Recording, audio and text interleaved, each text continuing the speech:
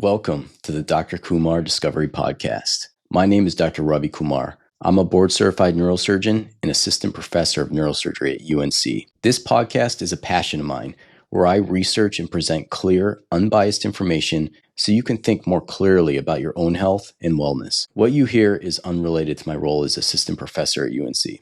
This is the third episode in my Tribulations series, where I tell stories from medical history that carry lessons we can apply today. These are lessons that help us understand where and why the current standards of medical care exist. The past is a great teacher if we're open to learning from it. Today's story is about Edward Jenner and the birth of vaccination, and it begins with a question. Is risking the life of one child worth it if you'll save the lives of hundreds of millions? That was exactly the dilemma Dr. Jenner faced in 1796 when he carried out an experiment that would change the course of history. He had noticed that milkmaids who caught cowpox, which was relatively a mild disease, seemed to never fall ill with smallpox, which at the time was one of the world's greatest scourges. Jenner's hypothesis was straightforward. If cowpox was similar enough to smallpox, then infection with cowpox might train the body to resist smallpox altogether. In other words, being infected with cowpox could mean immunity to smallpox. Jenner took an 8-year-old little boy named James Phipps, the son of his gardener, and inoculated him with cowpox. The boy became ill with cowpox. He recovered and was later exposed to smallpox twice deliberately. Each time, he remained immune. Jenner had discovered vaccination, a medical intervention that would change the world and save countless lives. But there was a cost. Think about the dynamics at play. A powerful physician, a working-class gardener, and his vulnerable son. No ethics boards, no oversight. By today's standards, it was deeply questionable. And yet, that single experiment laid the foundation for smallpox vaccine, an intervention that went on to save hundreds of millions of lives, more than any other medical treatment in human history. This is where our story begins, at the crossroads of medical discovery and ethical dilemma. Before we dive deeper into Jenner and his development of the vaccine, let's step back and talk about the enemy he was trying to defeat. Smallpox. The origins go far back, likely to around 10,000 BC, right around the time of the agricultural revolution. Humans had just settled into farming, living in dense communities and sharing close quarters with animals. That shift created the perfect environment for new diseases to spread, and smallpox may have emerged around that time. We can't pinpoint the very first case, but we do have ancient evidence. Egyptian records from as early as 1500 BC describe people with smallpox-like scars. The mummy of Pharaoh Ramses V, who died in 1156 BC, still shows the telltale marks on his face. Ancient Chinese and Indian texts also mention an illness that looks strikingly like smallpox. Europe didn't see it until centuries later, likely between the 5th and 7th centuries AD. When it was brought back by soldiers returning from war in the Middle East. It became the scourge of Europe, killing millions. But the worst recorded devastation came when smallpox crossed the ocean. Spanish and Portuguese conquistadors carried it into the Americas. The native populations had no prior exposure, no defenses, and entire civilizations like the Aztecs and Incas collapsed in the face of its deadly spread. Even in the 18th century, smallpox was so feared that it was weaponized. In 1763, the British commander Sir Geoffrey Amherst suggested using blankets contaminated with smallpox to infect the Native Americans. It was one of the first documented attempts at biological warfare. This was smallpox, a virus so deadly and feared that it shaped empires, toppled civilizations, and haunted humanity for millennia. So, what does smallpox look like up close? Well, it was an invisible virus, one that spread through the air in coughs and sneezes, and through direct contact with pus-filled sores that it created. Survivors called it the speckled monster, and for good reason. The disease covered people with deep, painful pustules that oozed and scarred, leaving survivors disfigured for life. But many people never got the chance to scar. Smallpox killed between 20 and 60% of its victims. In infants, the death rate could reach 80 to even 90% in some outbreaks. Here's how it would unfold. A week or two of silent incubation, then sudden fever, body aches, and weakness. Next came the rash, spreading across the face, arms, and legs, followed by thick, opaque pustules that erupted all at once. This uniform, simultaneous eruption was the telltale sign of smallpox. The disease was agonizing, and if you lived through it, you carried the scars forever. Humanity was essentially powerless against this monster until one crude, remarkable idea took hold: variolation. The method of variolation was simple but risky. A doctor would lance the pustule of someone sick with smallpox, then insert that infected material under the skin of a healthy person. The goal was to give a smaller, less deadly dose of the virus, and much of the time, it worked. The body fought off the infection, and the person gained immunity. But it was risky. 2 to 3% of people who were variolated actually died. Others became infectious and spread smallpox to new victims. Still, compared to the 20 to 60% death rate of natural infection, variolation looked like a salvation. The practice began in Africa, India, and China long before Europe ever heard of it. By the late 1600s, traders traveling through the Ottoman Empire brought back stories of people largely untouched by smallpox because they used variolation. In the 18th century, Lady Mary Wortley Montague, an English aristocrat, became its greatest champion. She had survived smallpox herself and was left permanently scarred. She had also watched her brother die of it. When her husband was posted as ambassador to Turkey, she witnessed variolation firsthand and was convinced it was the answer England needed. She had her 5-year-old son inoculated by the embassy surgeon, Charles Maitland. He survived and became immune to smallpox. Later, she had her 4-year-old daughter variolated publicly before the English royal court. Again, the child survived, and the demonstration caught attention. Soon, Dr. Maitland was officially licensed to test the procedure on prisoners. 6 prisoners were variolated, and all survived, and all proved immune. Then came experiments on orphaned children. Again, they survived and became immune. By today's standards, these experiments were deeply unethical. But at the time, the choice seemed clear: face almost certain death and disfigurement from smallpox, or take the chance of a controlled infection. The fear of smallpox was so great that people were willing to accept the 2 to 3% risk of death from variolation. To put that in perspective, COVID at its worst had a 1% death rate. But variolation wasn't without dangers. Sometimes the purulent material that was used carried other infections like tuberculosis or syphilis, which could be fatal on their own. But still, compared to the raw carnage of smallpox, variolation was 10 times safer. And for desperate societies, that was enough to spark demand. Variolation eventually crossed the Atlantic into the American colonies. In Boston, 2 men, Reverend Cotton Mather and Dr. Zabdiel Boylston, became its fiercest advocates. In 1721, a ship from the West Indies brought smallpox into Boston, igniting a devastating epidemic. About 12,000 people were infected. Mather and Boylston saw their chance to put variolation to the test. Boylston began inoculating patients, and together, they tracked the outcomes. The results were striking. Among those who caught smallpox naturally, about 14% died, which was lower than it was historically. Among those variolated, the death rate was closer to 2%. By today's standards, it was crude data collection, but it was one of the first comparative clinical trials in history. Yet, just as we see in modern times, new medical interventions sparked outrage. The backlash was so fierce that someone hurled a bomb through Cotton Mather's window. Despite this controversy, variolation gained ground. It became a crucial factor during the American Revolution. British troops were variolated, but many American soldiers were not. And smallpox began to turn the tides of battle. George Washington recognized the danger and eventually ordered all his soldiers to undergo variolation before entering combat. That decision may well have saved the American Revolution. Then, in 1757, an 8-year-old boy in Gloucester, England, was variolated.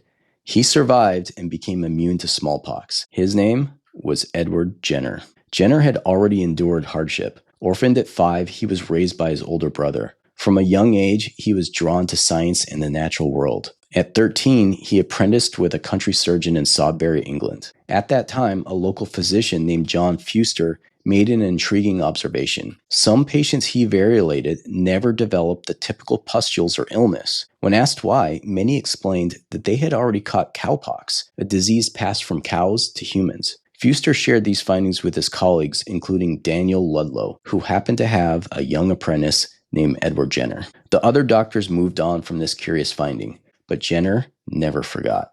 Years later, after training in London and returning to the countryside, Jenner built his practice. He was an experimenter at heart, writing scientific papers, studying nature, and asking bold questions in medicine. One story goes that a beautiful milkmaid once told him, "I shall never have smallpox, for I have had cowpox. I shall never have an ugly, pock-marked face. That comment reignited in his memory of Fuster's discovery. Could cowpox truly protect against smallpox? In 1796, Jenner put the idea to test. He found a young dairymaid named Sarah Nelms who had fresh cowpox sores on her hands. From one of her lesions, he collected material and inoculated a little boy named James Phipps. James Phipps was only 8 years old. He was the son of Jenner's gardener, a poor laborer whose livelihood depended on Jenner. The boy had no real say in what was happening to him. There was no informed consent, a questionable understanding of risks, and possibly no ability to refuse. By today's standards, this was a profound ethical violation. And yet, this single act, one doctor experimenting on one powerless child, laid the foundation for a future that would save hundreds of millions of lives. It's one of those moments in medical history where progress and morality collided head on. The boy became ill with cowpox. He ran a fever, felt sick for 9 days, and then recovered without complications. 2 months later, Jenner variolated him with smallpox. Nothing happened. No pustules, no illness. Jenner tried again, and still nothing. James Phipps was immune to smallpox, and Jenner had discovered the very first vaccine. Jenner didn't stop with James Phipps. He added more cases, vaccinating patients with cowpox and then exposing them to smallpox. Again and again, they were protected. In 1798, he published his findings in a booklet called An Inquiry into the Causes and Effects of Variola Vaccinae. In it, he gave this new procedure its name, vaccination, from vacca, which is the Latin word for cow. The reaction to this discovery was harsh. Strangely, no one criticized him for experimenting on a child. That simply wasn't an ethical problem at the time. Instead, doctors were horrified that he was using material from animals and human beings. To them, it felt unnatural and even immoral. When Jenner traveled to London to promote vaccination, he found no volunteers. People were skeptical and even fearful. But eventually, more prominent physicians with greater public trust began using his method. The results were undeniable. And as evidence piled up, vaccination spread rapidly across Britain and soon the world. Jenner even vaccinated his own son, Robert. Tragically, Robert later died of tuberculosis. Was it coincidence, or could the vaccine material have been contaminated? We'll never know. What we do know, though, is that vaccination in Jenner's time carried real risks. And Jenner wasn't even the first to make the connection. Years earlier, a farmer named Benjamin Jesty had deliberately infected himself, his wife, and his children with cowpox, hoping to protect them from smallpox. They survived multiple exposures to smallpox without ever becoming sick. But Jesty kept quiet. He didn't publish, didn't campaign, didn't change the world. Jenner did. From that seed, vaccination grew. Over time, new vaccines were developed against rabies, measles, polio, tetanus, all standing on Jenner's shoulders. And in 1980, after a massive global vaccination campaign, the World Health Organization declared that smallpox was eradicated from Earth. So here we have the story of vaccination. Born from Jenner's bold but ethically troubling experiment on an 8-year-old little boy, by today's standards, there was no informed consent, no oversight, and a clear power dynamic. A poor gardener's son with questionable ability to refuse. Was it ethical? No. Was it one of the most important contributions to medicine in history? Absolutely. This is the tension we often see in medical history, the line between morality and progress. That line gets crossed again and again, sometimes out of desperation, sometimes out of greed. In Jenner's case, it was different. He never profited from his discovery. He didn't patent vaccination or demand royalties. His only motivation was to save lives. Eventually, Parliament awarded him a lump sum as thanks, but he remained a physician first and foremost, not a businessman. But even then, Jenner faced pushback, the same kind of resistance we see today. Vaccines scare people. The very idea of injecting foreign material, whether it's a live virus, an antigen, or even mRNA,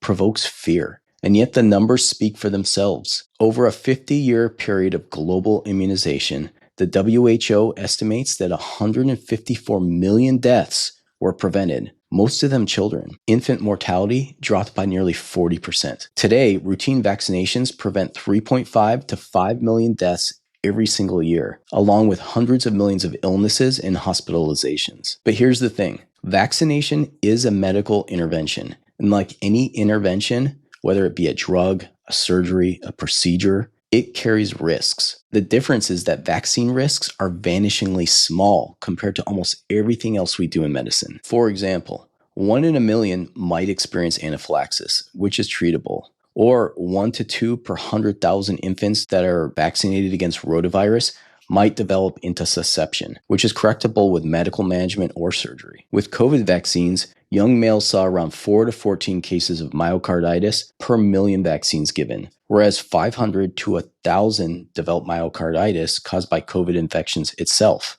With the flu vaccine, 1 to 2 per million might develop Guillain-Barré syndrome, while natural influenza causes Guillain-Barré at 10 times that rate. But I've found that vaccine complications still sound scary to people until they compare them to other medical interventions. For instance, medications send 4 in 1,000 people to the emergency room with complications from that medication. What about surgical complications? 7 to 15 out of every 100 people who have a surgery have a complication. Against that backdrop, vaccination is not only the safest intervention we have, it's the most life-saving because its benefits far outweigh anything people can get from medication or surgery. Take measles, for example. The measles vaccine carries an extremely low risk, about 1 serious allergic reaction in a million doses. But the disease itself is so dangerous. For every 1,000 children who get measles, 1 or 2 will die. And 1 in 20 will develop pneumonia, and roughly 1 in 1,000 will suffer encephalitis, a brain infection that can cause seizures, permanent neurological damage, or death. Roald Dahl, the famous author, lost his own daughter to measles encephalitis before vaccination was available. In my mind, the difference couldn't be clearer. A tiny risk from vaccine compared to the devastating risks of disease. But still, fear remains. Statistics alone rarely changes minds, because vaccination touches something deeper, our instinctive caution about what enters our body and what enters our children's bodies. That's why informed consent is so essential. In medicine, no drug, no surgery, no intervention should ever happen without informed consent.